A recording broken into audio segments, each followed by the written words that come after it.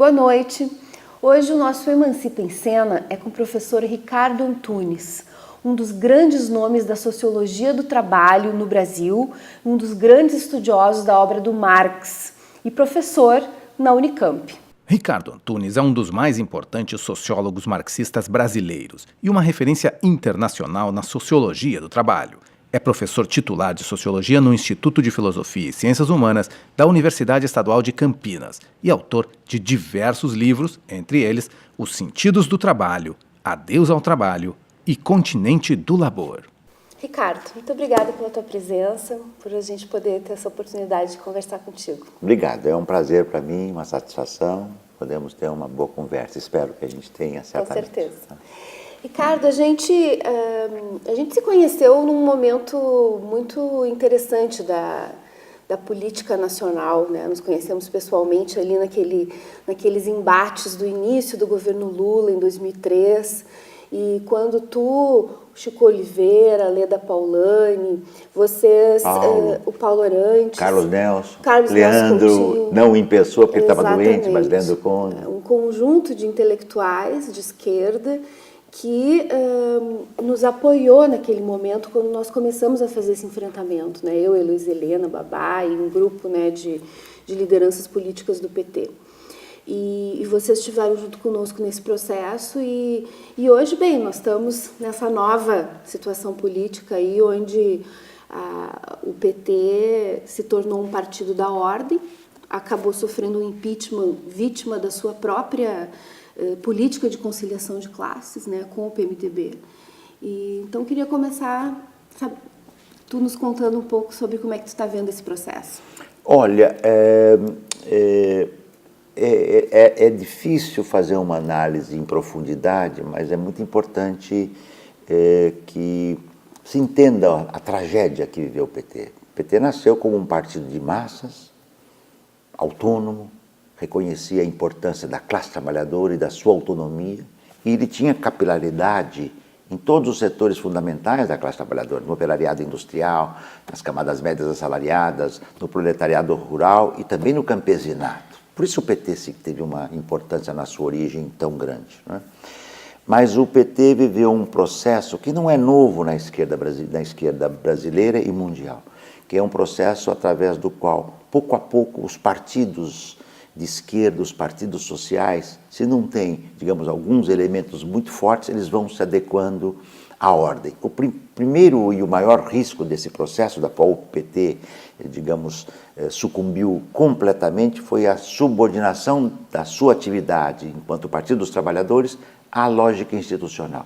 Ganhar uma eleição para vereador, depois para governador, depois não sei o quê, aí tem o Lula a primeira vez, o Lula a segunda. Quando o PT...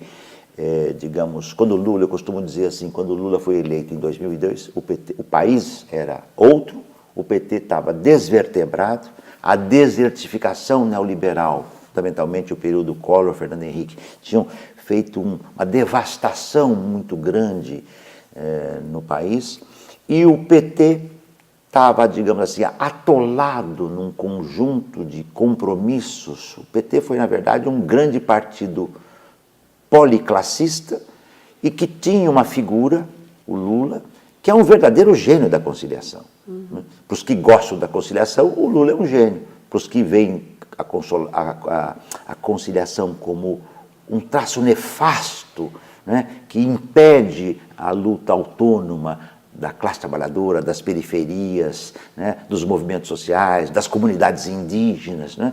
E, digamos assim, o PT subordinado a uma ação cada vez mais institucional e cada vez menos social e popular. E cada vez mais atrelado à figura, você se lembra, porque você participava disso ativamente, eu também militei 20 anos no PT, né, embora eu sempre tivesse contato com setores de base, com os vários grupos que circulavam à esquerda do PT, nunca tive nenhum cargo, nunca tive nenhuma vontade desse tipo, mas você se lembra que o Lula impunha a condição para ser candidato, especialmente em 2002, eu vou ser candidato se eu escolher quem é o meu vice, com quem eu quero fazer, o programa que eu quero fazer. Eu já disse isso, é difícil dizer isto, muitas pessoas não compreendem, mas este foi, digamos assim, o fato do PT ser prisioneiro da sua maior liderança, acabou se constituindo o motivo da sua derrota. Eu posso falar isso com muita tranquilidade, porque talvez tenha sido o primeiro, e, se não um dos poucos, que viu na figura do Lula o mais importante líder operário e sindical do século XX no país. E quando era preciso dizer isso, eu disse. E hoje a gente viu que, bem, o Lula, a gente não sabe nem se vai poder ser candidato, né, porque tem essa possibilidade dele ser condenado em segunda instância e não poder concorrer. E, ao mesmo tempo, ele demonstrou nesse processo todo, independente da questão do ilícito e da corrupção, uma relação muito intrínseca, né, com o capital, através das empreiteiras, através das empresas, como a JBS. E o lulismo tem essa característica, né, de ser o instrumento de conciliação de classe, na contradição brutal que é ele ser um líder operário. Né? Claro. Imagine que um outro grande, nós tivemos dois grandes, aspas, gênios, eu sou um crítico radical de ambos, então eu estou aqui aparentemente elogiando para fazer uma crítica dura. Tivemos dois grandes gênios, o outro foi Getúlio, aliás, desse seu estado aqui. Exato. Com a diferença que o Getúlio era um estancieiro, era um grande proprietário latifundiário. O Lula sai das classes populares, esboçando, ainda que espontaneamente, o projeto de autonomia e termina no colo, tá certo? Da pior burguesia. Eu costumo dizer na minha crítica ao PT, né, que não só o governo Lula abriu o país para o capital externo, como ele transnacionalizou parte da burguesia brasileira. Ele pegou nas empreiteiras, Odebrecht, OAS, e levou, né? Incentivou a Friboi, estamos vendo em que dimensão, e tantas outras empresas, né? Isso fez com que o Lula ele acabou sendo fagocitado, ele acabou sendo tragado e trucidado pelo aquele pacto de aliança entre capital e trabalho, da qual ele achava que era um rei. Eu escrevi recentemente que a ideia do líder capaz de conciliar Deus e o diabo na terra do sal, porque aqui é a terra do sal. Tá certo? Aqui é onde a coisa, se deixar, desertifica, entende? E esta foi a tragédia do PT. Né? E quando nós nos conhecemos pessoalmente, e isso mostra a que ponto chegou o PT, 3 parlamentares, ou 4, né? Eram 3, né? Vocês 3 estavam deputados e uma senadora. Isso, estavam sendo expulsos porque, por coerência pessoal que vocês tinham, mantinham-se fiéis a um programa público do PT. Não estava nem se discutindo um projeto socialista assim, a Previdência deve ser pública. E vocês foram obrigados, né, a ou votar ou serem expulsos. Né? Isso mostra que ponto. No depoimento que eu fiz a seu favor, eu disse, vai ficar para a história. O PT também soube reprimir os seus quadros, soube fazer os processos do PT. Entende? É triste, mas foi assim. É verdade. E como é que fica nesse processo a reorganização da esquerda e o papel da classe trabalhadora nesse processo? Tendo esse exemplo de um líder operário que acabou traindo a sua classe, né, se aliando com a burguesia, e ao mesmo tempo a necessidade da classe trabalhadora ser protagonista das mudanças, se organizar para poder tomar a política nas suas próprias mãos. Como é que a gente encara esse desafio? Esse é o desafio mais difícil. E não é só brasileiro, é latino-americano, é norte-americano, é europeu, é asiático, portanto, é africano, então é mundial. Com todas as diferenças, você tem, por exemplo, um quadro onde há uma crise muito profunda dos partidos de esquerda, né? E nas suas várias vertentes, todos eles têm muitas dificuldades. Vamos tentar, então, trabalhar um pouquinho o porquê disso, ainda que de modo breve. A classe trabalhadora modificou-se muito. Neoliberalismo, reestruturação produtiva e financiarização do capital, eu chamo, esta é uma trípode destrutiva que foi devastadora. Nós tivemos de 1973 para cá, nesses últimos 40, 50 anos, uma contra-revolução burguesa de amplitude global. Cujas faces mais aberrantes dessa contra-revolução nós estamos vendo agora. Trump nos Estados Unidos, aliás, a nossa expectativa é que a gente tenha 2 governos que sejam postos fora, porque são ambos ilegítimos e ilegais. O Trump e o Temer. Né? Você vê que o Trump hoje já está envolvido em problemas da justiça norte-americana, que é uma justiça burguesa, mas tem alguns princípios que eles seguem. E o cara passa como um trator, como aqui também. Né? Muito bem, essa classe trabalhadora tem uma nova morfologia. A classe trabalhadora brasileira hoje é muito diversa da classe trabalhadora de 30 anos, para não falar de 70 anos.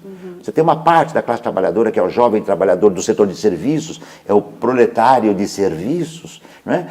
que tenta estudar, fazer faculdade privada para ganhar, e eles viu seu projeto solapar.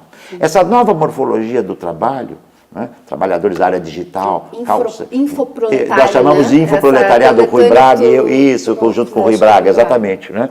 A minha amiga Ursula Rios, a inglesa, que é ótima socióloga do trabalho, uma socióloga também crítica de esquerda, chama de cybertariado, o proletariado da era cibernética, né? Que vive a exploração brutal. Basta pegar as trabalhadoras de call center aqui que trabalham que nem Lucas, adoecem, a sua voz, seus ouvidos são maltratadas quando tentam vender os seus produtos, porque ninguém aguenta aquela coisa de ficar te oferecendo, e elas são fazem aquilo por obrigação, tem trabalho e preço. Essa nova morfologia obriga os sindicatos a serem diferentes do que era no século passado. O sindicato no século passado era taylorista, a empresa era taylorista e fordista, o sindicato era vertical. Isso também vale para os partidos. Quem é a classe trabalhadora hoje que os partidos querem representar? E há um desgaste muito grande, nós temos que ter consciência, há um desgaste dos sindicatos e dos partidos com relação a esse novo proletariado precarizado, terceirizado, flexibilizado, PJ, né, que vive, digamos assim, entre aspas, quase que à margem, só que isto, né, Luciano, eu digo isso no Adeus ao Trabalho, em 95, no sentido do trabalho, nesses meus livros mais recentes, isto que no passado parecia ser a exceção, eu venho desde aquela época, essa exceção vai se tornar a regra. Hoje a classe trabalhadora se expande em escala mundial, eu estou falando isso porque eu tenho ido à China, à Índia, à Europa, aos Estados Unidos, à América, tá certo? O único continente que eu não conheço, mas acompanho é a África, basta ver a África do Sul. A classe trabalhadora que cresce hoje em escala mundial é o precariado predominantemente, mas não só no setor de serviços. E o setor de serviços não é um setor pós-industrial, como dizem os europeus, é a indústria de serviços. Nós estamos vivendo um processo de proletarização dos serviços. Se os sindicatos não forem capazes, os partidos, de entenderem isso, último ponto, por onde então partir? Porque ninguém sabe, se todo mundo tivesse a receita, vendia e vendia caro, não é assim. Mas assim, quais são as questões vitais? O que levou à Revolução Francesa de 1789? Uma revolução burguesa, diga-se de passagem, radical: liberdade, igualdade e fraternidade. Eram questões vitais. O que levou à Revolução... Estão por serem conquistadas. O que levou à Revolução Russa, que nós estamos fazendo agora há 100 anos? Pão, paz e terra. Quais são as questões vitais hoje? Os partidos de esquerda estão tratando das questões vitais hoje? Quais são elas? As lutas sociais estão apresentando o quê? Um último comentário que eu acho também importante. Nós temos uma divisão que é equívoca que a classe trabalhadora lhe valeu para o século XX. Sindicato faz luta econômica, partido faz luta política. Bom, no final do século XX, explodiram os movimentos sociais, então tem um terceiro. Os movimentos sociais nos ensinaram uma coisa, que os partidos ainda não aprenderam direito e os sindicatos também. O grande movimento que representa hoje luta, que tem ações mais ousadas de massa, é aquele que faz simultaneamente luta social e luta política. Não dá para separar um do outro. Os partidos têm que aprender nisso com os movimentos sociais. Os movimentos sociais têm que aprender com os partidos, que é muito importante. Os movimentos sociais têm que aprender que é muito importante ter um projeto. Um partido tem que ter um desenho básico para que sociedade nós queremos. Um partido socialista, anticapitalista, não pode ser um partido burguês. Um dos motivos da tragédia do PT, muito importante, é que o núcleo dominante do PT tinha verdadeiro desconsiderava o que é o fundamental de uma ideologia anticapitalista e socialista, sem a qual um partido de esquerda, qualquer partido de centro ou de direita sobrevive sem a ideologia de esquerda. É por isso que eles são de centro, direita e são pantanosos. Um partido de esquerda, se quer sobreviver, ele tem que ser aberto, de massa, radical, mas ele tem que ter o seu ideário. O PT não tinha. Por isso que eu costumo dizer, é duro isto, o lulismo tem muito a ver com isso. E, nesse sentido, o lulismo foi um câncer. O lulismo, eu não estou falando da figura do indivíduo, o lulismo foi um câncer político, tá certo, dentro do PT. E o PT só terá chance, eu vejo muito remoto. O PT pode ser um grande PMDB nos próximos anos. Ele recupera como o PMDB. Sai governo, entra governo, se ajeita e fica. Voltar a ser como foi um partido de massas, é só um milagre divino. Bom, mas aí tem um problema, porque nem todo mundo acredita no milagre divino, entende? Pois eu entrevistei aqui nesse programa o Raul Ponte e conversei com ele sobre isso, porque ele representa uma ala crítica dentro do PT. Claro. E eu perguntei para ele, não é preciso derrotar o lulismo para que o PT possa voltar a cumprir um papel progressivo? E eles não têm uma alternativa ao lulismo, eles se rendem, né? Mesmo a esquerda do PT, eles se rendem ao lulismo. Essa é uma tragédia brasileira, vamos pensar. Eu não estou tratando, é muito importante, eu não estou tratando de pessoas. Claro. Poderíamos, num outro momento, fazer prestismo no Partido Comunista, brizolismo, tá certo? Lulismo, getulismo como um partido da ordem, mas que tinha ressonâncias do mundo do trabalho, né? O movimento latino-americano, peronismo. Veja a tragédia da Venezuela. A Venezuela que viveu um processo muito original de transição, né? Uma revolução na institucionalidade, uma institucionalidade na revolução, a Revolução Bolivariana. O seu principal líder, Chávez, desapareceu e o processo desmoronou. Claro que por condições de uma mudança profunda no cenário internacional, mas o projeto, né, começou a fazer água. Este é um desafio crucial, né? E é isto que você falou. Mesmo os melhores quadros que o PT formou, e alguns deles estão aqui, em Porto Alegre, alguns dos melhores quadros que o PT tem, na hora de dar o passo adiante, é como se o lulismo fosse... Paralisam pela popularidade ainda do Lula. Pela popularidade, pelo encanto, pelo que Lula representou, né? E o Lula, quer dizer, hoje, ele é o principal responsável, se fôssemos dizer assim, pela tragédia do PT.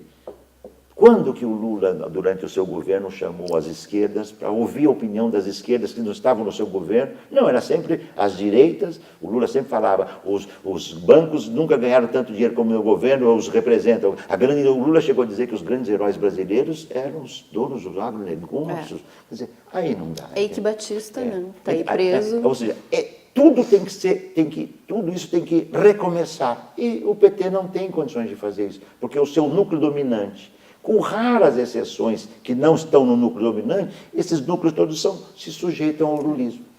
Nós estamos tentando no PSOL construir, né, essa alternativa, mas ainda muito incipiente. Claro, assim... Não tem a força. Eu talvez pudesse resumir numa frase o limite maior que o PSOL tem que evitar. Ele não pode ser um pequeno PT repetindo a história, que agora não vai ser nem tragédia.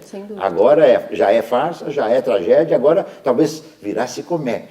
Nós não podemos repetir a história pequenina, de um modo pequenino do que foi o PT, que foi grande. O PT nos anos... Não havia uma greve no Brasil, você lembra, porque você já acompanhava, nos anos 80, que a CUT e o PT não estavam presentes, não havia também não pode ser um PSTU maiorzinho, né? Também então não a gente pode. caminha nesse fio da navalha, né? Tem que se reinventar como um partido de massa, radical, profundamente ancorado nessa nova morfologia do trabalho. A nova morfologia do trabalho exige uma nova morfologia nas formas de representação do trabalho. Eu venho dizendo isso há um bocado de tempo. Né? Uma nova morfologia nas formas de representação. Um partido hoje que só é atrelado às lutas institucionais, ele está fadado a ser, na melhor das hipóteses, a repetir a tragédia do PT. Na melhor das hipóteses. Né? E isso não pode ser. Então, repor as lutas sociais, quais são as questões vitais, digamos assim, só ter uma ação parlamentar ou institucional, ele terá uma ação parlamentar e institucional forte quando ele for forte nos movimentos sociais. Sem dúvida, esse é o grande desafio, se inserir nos movimentos. O Florestan dizia, num depoimento da qual eu participei, que ele nos deu para um grupo de pessoas há muitos anos atrás, publicado depois da revista Ensaio, que ninguém passa imune pelo parlamento. Isso é o Florestan. Okay? E o Florestan, todo o cabedal de conhecimento que ele tinha, ele não perdeu no parlamento. Né? Mas ele falou, ninguém passa por ali, é muito complexo. E nós estamos vendo hoje o cenário brasileiro, a crise brasileira. Quer dizer, o Marx disse que o parlamento francês, no meados do século XIX, tinha atingido um nível de degradação batido no fundo do poço. A sorte do Marx é não ter vivido nesse século e conhecido o parlamento brasileiro. É verdade. E agora, esse tema da nova morfologia do trabalho, de como que isso incide na organização da classe trabalhadora, a gente teve agora em 31 de março, casualmente no aniversário do golpe, a sanção da nova lei das terceirizações, né? E essa nova lei, independente da reforma trabalhista, que eu acho que já vai ter muita dificuldade de ir para frente, né, por toda a crise política do país, mas essa já está aprovada, né? E ela me parece que traz uma coisa muito perigosa, que é um processo de pejotização, né, onde as pessoas vão se transformar não em trabalhadores assalariados, mas em pessoas jurídicas, prestadoras de um serviço. Como é que isso vai incidir na organização da classe e no próprio desafio para os partidos e movimentos, né, organizarem os trabalhadores? Incidir de modo decisivo. É isso que você está falando, mas é ainda mais dura. Eu fui o primeiro no Brasil, eu não me lembro de ninguém ter falado isso antes, que disse, alguns anos atrás, que a lei da terceirização é o retorno da escravidão do trabalho no Brasil. E vou ser bem claro. É evidente que eu não estou falando aqui que nós não estamos nós não estamos em 1500. Sim. Mas o proprietário de terras comprava o senhor de escravo, o trabalhador escravo negro africano.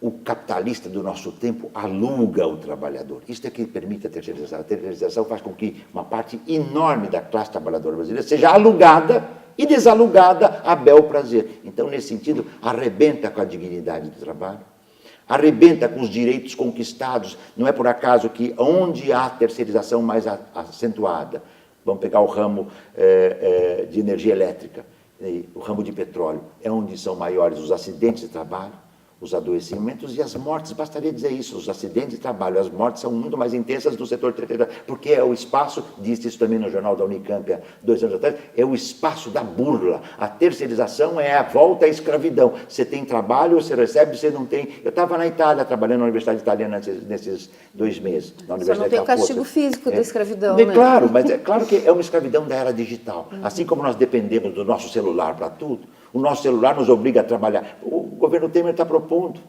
A gente espera que ele não sobreviva por mais alguns poucos dias. Mas o governo Temer está propondo o trabalho intermitente. Tem trabalho, eu te contrato, não tem trabalho, você não tem. Tem trabalho, eu te contrato, te pago pelaquela hora, recebeu, tchau. Como existe o 0 hora contrato, 0 hour contrato, uma modalidade de contrato, mais de 1 milhão de trabalhadores e trabalhadoras na Inglaterra se sujeitam a esse tipo de trabalho. Tem trabalho, eu te chamo. Médico, enfermeira, cuidadores e cuidadoras, motoristas. Nós caminhamos para a uberização do trabalho. Entende? E a terceirização, tá certo? É a porta de entrada. Ela tem pelo menos 2 ou 3 elementos que ela é vital para o capital.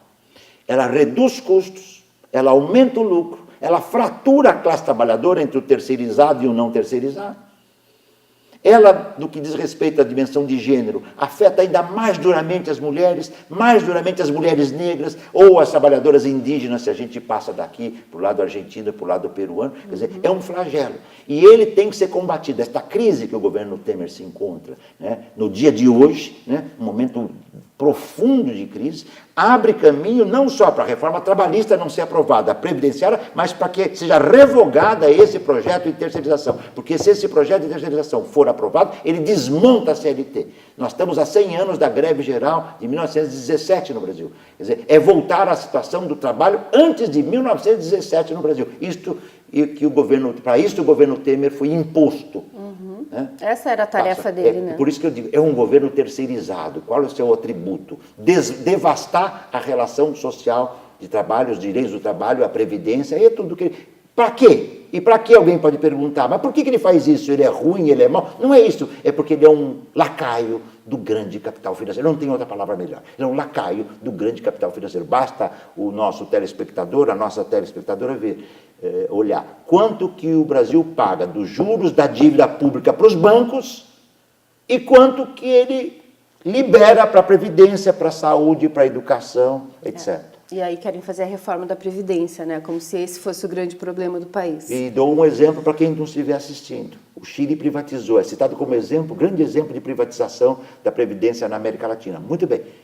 Quem conhece o Chile como nós conhecemos sabe que quando um senhor ou uma senhora trabalhadora, depois de décadas de trabalho, se aposenta no Chile e vão buscar a Previdência privada, ela faliu. E aí não tem o Estado, não somos nós, briga lá com o seu banco. Ele falou, mas eu paguei 30 anos e não tem? Não tem. Por quê? Porque ela faliu. E a falência é algo normal no capitalismo. Um gestor, não houve uma boa gestão. É isto que nós queremos. Né? Que um trabalhador com 65 anos, trabalhando, portanto, desde de 13, 14 anos, 15, 16 anos, termine em 65 anos e vá do trabalho para a cova.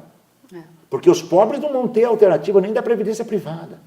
A classe média tenta se engasgar aqui de um jeito, se enroscar na previdência privada. Os ricos não precisam de previdência, são ricos. está tudo garantido, em propriedades, em valores, riqueza. Os pobres vão do trabalho para o cemitério. Esse é mais uma das, aspas, conquistas desse governo. O governo Temer simboliza, vou lembrar o Florestan Fernandes, nosso grande Florestan Fernandes, acho que já o mencionei aqui uma vez. Estamos vivendo uma era de contra-revolução preventiva no Brasil. E o momento atual é devastação das relações de trabalho. É vital. Foi muito importante a greve no final de abril. Muito importante. E esta crise que nós estamos vivendo hoje, com a quase renúncia do Temer ontem, em uma situação que é praticamente insustentável, imprevisível, qualquer um de nós dizer o que vai acontecer, abre caminho para uma retomada dos movimentos sociais. E nesse esforço nós temos que ter a unidade. Nós temos muitas diferenças com tantos outros grupos, mas assim, a terceirização toca o cotidiano da classe trabalhadora. Nós seremos terceirizados nas universidades, no judiciário, nos hospitais, o avião que vai me trazer aqui numa próxima viagem, se a moda pega, vai ser de um piloto terceirizado. Não é possível, é um flagelo, é inaceitável. Certeza. Ricardo, tu és autor de vários livros que são clássicos da sociologia marxista no Brasil. E agora... Posso falar só uma coisa? Um deles lançado aqui em Porto Alegre, como é que chama aquele lugar bonito que foi restaurado há uns 20 anos aqui, perto do Rio? A usina do gasômetro. Isso, e eu tive a felicidade de ter o teu pai, que na época eu acho que ele era prefeito. Sim. E ele, muito delicadamente, perguntou se podia ser debatedor do meu livro. E tendo assistido essa mesa, estava também o Olívio. Os sentidos do trabalho. Adeus ao trabalho. Adeus ao trabalho. Tinha umas 500 pessoas e foi muito, quer dizer, eu tenho uma lembrança muito bacana desse debate do meu livro Adeus ao Trabalho. Que hoje, para minha sorte, assim como o Sentido do Trabalho, é publicado em vários países do mundo. O Sentido do Trabalho é até na Índia. São clássicos não só no Brasil, mas em vários países. É, porque alguma coisa do sul do mundo a gente tem a dizer. A gente repete muito o que fala o norte do mundo. Mas algumas coisas a gente pode ensinar ao norte do mundo. Com certeza. Precarização, exploração, escravidão, vilipêndio, sofrimento, indignidade do trabalho. Isso nós temos, lamentavelmente, mais experiência do que eles. Claro. E aqui tu te aventurou pelo terreno da educação também. Como é que é? O que esse livro traz sobre a relação da educação com a fábrica, com o trabalho? Isso. Ele é feito em coautoria com um amigo, meu ex-aluno e professor, hoje professor Geraldo Augusto Pinta, professor aqui na Universidade Federal Tecnológica do Paraná. Por exemplo, hoje tem uma mudança profunda na educação, profunda. Trabalho flexível, educação à distância. Né? O maior grupo econômico privado do mundo opera no Brasil, é Croton e Anguera. Tem milhões de estudantes, com uma formação que nós sabemos qual é a formação das escolas privadas. Por quê?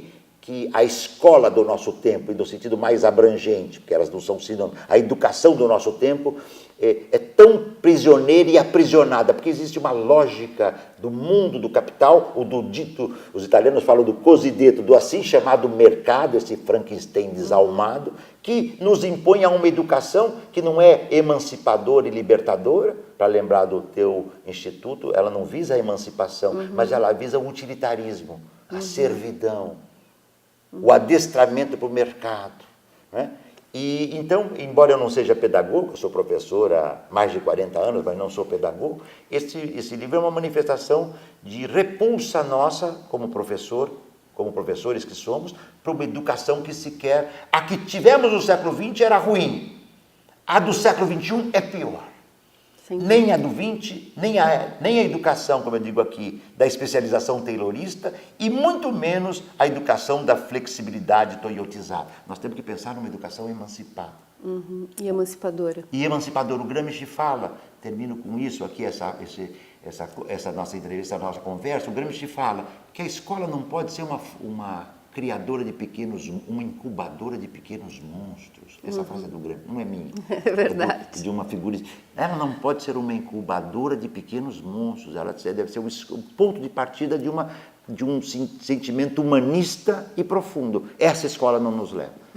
E a escola do capital não nos interessa. E a privatização da escola pública é o retrocesso para chegarmos na escola como se fosse como puro mercado, como a escola quitanda, não importa o tamanho da escola quitanda, abacaxis, ananás, cebolas, laranjas, bananas podres, não é essa a escola que nós queremos. Então, para encerrar, outra frase clássica, essa conhecida do Gramsci, que eu vi tu citar numa outra entrevista, do otimismo da razão, o otimismo da vontade, o pessimismo da razão, que tu disse que te identificava com essa frase nessa outra entrevista. Tu continua com esse otimismo da vontade? Sim, você sabe que eu fiz há um mês e meio atrás um debate em Roma, e quando eu entrei no prédio que eu fui fazer esse debate com sindicalistas, com trabalhadores, núcleos ligados ao precariado, ligado à CGIL italiana, né? Eu vi na placa daquele prédio: aqui viveu Antônio Gramsci entre 25 e 26, ele foi preso ali pela polícia italiana. O Gramsci era uma figura grandiosa, foi bacana. Para muitos alunos meus da Itália, eu dizia isso, eles não tinham muita ideia, entende? Isso é um pouco o sinal dos tempos. Né? Uma coisa é você olhar o mundo atual e perceber que ele é nefasto, né? Então, a nossa análise tem que ser dura. Eu preferia vir aqui e falar: não, estamos tudo ótimo, bacana, sejamos empreendedores. Isso é pura ideologia, falsificação. Isso é falsificação, é embuste, né? Agora, à vontade, nós temos que olhar para o século XXI. A América Latina há de fazer com que o século XXI seja melhor do que os séculos da escravidão que ela vem arrastando.